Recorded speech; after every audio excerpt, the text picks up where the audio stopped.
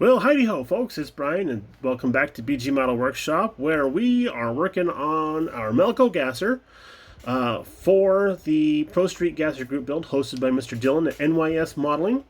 And this is the kit that we're working on here. Oh, I'm in the wrong setting. Gosh darn it. There we go. Boom. Hey, that was kind of a cool effect. So this is the Ohio George Montgomery's Malco gasser. And this is the most recent reissue of the kit. I think I got this about 3 years ago or something like that. And it's been in the stash ever since. And of course, I was wanting to get to that. And now we have the chance to do it. So how's it going? Well, I wish I put it back in the stash. I'm just kidding.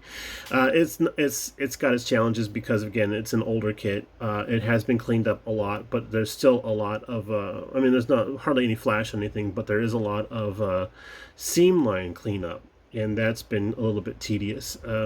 There's also a little bit of an issue with fitment of the forward flipping hood to the body. That's kind of a challenge, and we'll show you how we're sorting that out here in a second. But first, let's talk about engines. We're working on the single overhead cam engine. This is the one that comes in the kit, and it looks pretty good. We did do a lot of metallic coloring on this. We got gunmetal for the block, titanium gold for the oil pan, and then up above we have titanium silver on the blower, and then blower motor would be on the firewall. And then we did a mica silver for the Tamiya mica silver on the scoop, and then we did hog out the scoop. That actually turned out pretty nice. We will paint it a little bit black inside there to kind of mask that seam line back there. But yeah, cleaning that out was actually rather straightforward, and it was a lot of fun too, because we actually have a new tool in the shop, this Dremel Micro. It was a gift by my sister because she wanted to show her appreciation for me helping her son with his first car.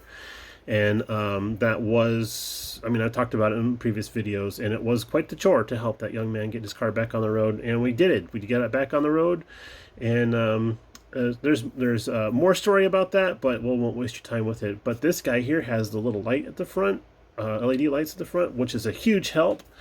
And since this is battery operated, we can get this guy turning at 5,000 RPMs or less. I love the zero on there, but it goes nice and slow. And we used a nice ball grinder attachment on that to just clean out the inside of that. And this is balanced real nice. It's like holding just like holding a fat Sharpie or something. So that really helped out cleaning that out there. And as a matter of fact, what did I do with it? I actually put it away. Here we go. I decided to drill out the zoomy tips because I thought those would look really great drilled out. So we used another bit and cleaned these guys up. And speaking of zoomies, these were hard to clean up. I just had a devil of a time getting those seam lines off. As you can see, I still have some on there. So that was about as fun as cleaning up after a juicy fart. I tell you what. Yeah, I will dribble a little bit of a panel liner in there to darken up those holes so they look a little better. But as far as the engine goes, we did have problems with how this timing chain cover plate here fit to the actual block. We had to do a lot of filing with an actual rasp to take off as much material as we could, as quickly as we could, and get everything to match up there. There's a lot of holes and everything that I didn't think would look good, so I just filled those up. And then I did actually raise the blower a little bit because the timing belt, the blower belt is too long, so it was actually causing this to float. It wasn't even touching the manifold down there. So we also modified the timing chain a little bit to a time. Why do I keep saying that? Timing belt, the blower belt. Golly, I just kind of halved off the lug there so that it would sit down lower where it's supposed to go, just so it would fit. So just wanted to get it done. We do have a little part accessory that we're going to add, and we're going to do a magneto if it fits. It looks like we don't have much room there off the timing piece that's coming on there. I think that's like either a fuel pump. I think it's a fuel pump there, but I don't know if we have enough room to put this guy on there now because it is a little bit large. So hopefully we can get that to fit. That's the plan. We'll investigate that in a little bit there. And for the body, so we did go with a Tamiya TS58, which is their gloss pearl light blue, which is a beautiful color, and the camera's actually picking it up pretty good. We've had to paint the hood a couple times because we did have some trouble with around through here. There was a lot of mold release, I suppose, that was stuck in these channels here.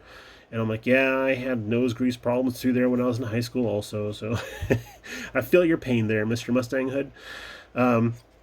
This is one of the reasons why we decided to do the Magneto, was because of the bump out right there that we see. So it's a little asymmetrical. I thought that was really cool. So I thought, man, we need to exploit that and put a Magneto on there. So we will. Something else we're doing is kind of a trick, is we're doing the magnets. So we got the little tiny guys up in here. So there was nothing for the magnets to actually mount to on the body or chassis. So we added on this fairing piece here. Just a bit of styrene card. You're not gonna focus through the window, are you? So a little bit of styrene card there. We added on our magnets and then painted it all up. We just need to probably bend these flanges down a little bit because it's causing the hood to sit still a little high. See that there? Other than that, I think we're getting close. We did do a little bit of light sanding on the inside of that radius there for the hood. What drives me crazy is trying to get this thing level because it's notched out here for the zoomies coming out there, and I'm like, come on, man. So whenever we get to fool around with this, we actually jig it all up so it's nice and level. And then these guys are supposed to help the hood flip forward, but as you can see, we've been doing some hogging out there with the Dremel so that we can get a little bit larger opening. I may end up just cutting these and just so that it will actually just lift off the actual chassis. And the chassis, speaking of which, is doing pretty good. We did do the metallic dark blue on the inside. I thought that looked pretty cool. This is a Tamiya color. It's X13, and it's literally called metallic blue. So, I mean, if you have a hard time remembering that color, it's not my fault. And we did do the chassis in all glass. We did it in glass black. Did it in gloss black. But we did have some more problems with, can we see in here a little bit? There we go. More mold release problems. I did have this thing soaking in some soapy water for overnight at least, and still had an issue, especially down here. Oh my goodness. Didn't realize you're going to have such a problem with all that. So I'm going to try just brush painting on some flat black down in here and filling in the pan area. That should be a lot of fun to do. But we'll see how that goes there. But yeah, that's got to be mold release issues right there. I should have probably soaked it in Simple Green, but I just used regular dish soap and warm water, which is good because I have this fear of using water that's too hot and causing the actual car bodies or chassis to warp on the thin spots. But in the meantime, that's what we got going on, and that's where we're at with our Malco gasser. Again, not horrible, but there are funner kits out there, so it's a defense. It is an old mold, so MPC did clean it up pretty good. There was just a little bit of mold lines on here to clean up, especially back in this area here. We caught it in time and cleaned it all up real nice and everything, so it's looking good.